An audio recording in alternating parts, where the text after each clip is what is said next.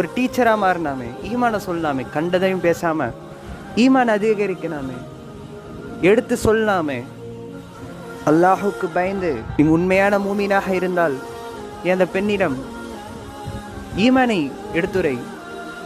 அந்த ஈமான் அவளுக்கு கரெக்டாக போதிச்சுச்சுன்னா இது தப்பு, இது கரெக்டுன்னு அவன் முடிவெடுப்பா. அதேமாரி இந்த பெண் அந்த பையனிடம் கூறி அந்த ஈமான் அவனுக்கு பயனளிச்சிச்சுன்னா அவனுக்கும் இது தப்பு கரெக்டுன்னு தோணும்.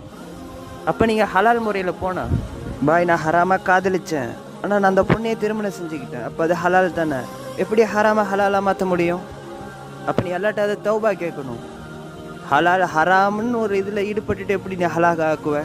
கடைசி வரைக்கும் ஹராம்லேயே இருந்துட்டு அந்த பெண்ணையே கல்யாணம் செஞ்சு முடியாமல் போயிட்டு, அந்த பெண்ணை அந்த பையனை கல்யாணம் செய்யாமல் போயிட்டு ஹராம்லேயே முழுகி